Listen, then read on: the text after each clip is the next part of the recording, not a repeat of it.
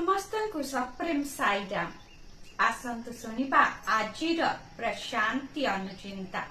प्रायतः आमे उत्तम आचरण करुथुबा बेले आम चतुर्पार्श्वरे थिबा अन्य मानंकु एपरि अभ्यास करिबार न देखिले आमे व्यथित होई थाउ।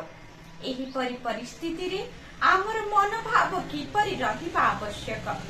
भगवान आजी अति प्रेमपूर्ण भावरे निजर उत्साहप्रद वाणी द्वारा आमको प्रेरणा जोगाई देइछन्ति।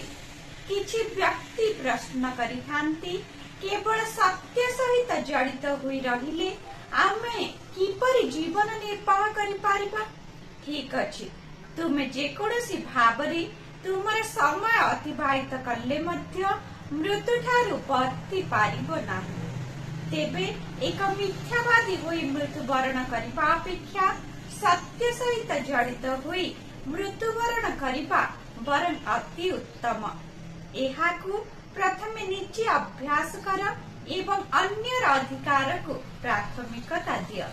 मिथ्याचार अति सहज और लाभप्रद होइଥାଏ, किंतु एहा तुमको बांधी रखिबा सहित विनाश आड़कु ठेली दिए। निजर भावना एवं आवेग को शुद्ध कर। अन्य माने एपरि करुनाहांति बोली आदौ व्यथित हुआ नाही। प्रत्येक मनुष्य तार भाग्य को निज हाथ रे नहीं चली थाए। अन्य माने स्वाधीन हुई नाहांति बोली तुमे बंधन रे पड़िजिब नाही। तुमे जन्म ग्रहण करी एही सुजोग पाइथिबा कारणरु निजर मुक्ति पाई तुम निज सुविधा रे प्रयास करिबा आवश्यक।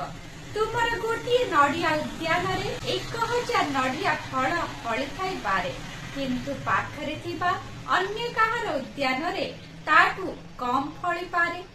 तुमे केवल नड़ियार गणति हिसाब रे धनी, किंतु अन्यर गछरे फली थिबा फल रे तुमर कोनोसी अधिकार नाही। निजे निज पाई अर्जन कर।